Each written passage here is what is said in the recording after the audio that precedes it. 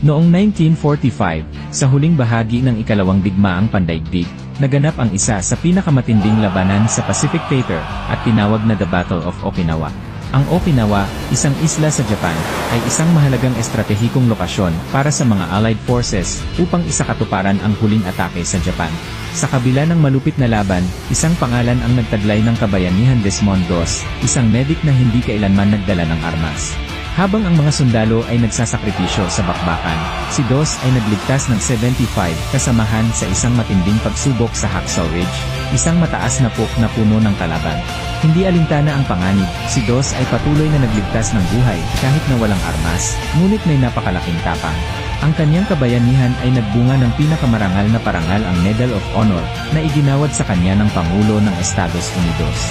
Sa kabila ng lahat ng hirap, si Desmond Doss ay isang simbolo ng katapangan at pagpapatawad sa gitna ng digmaan.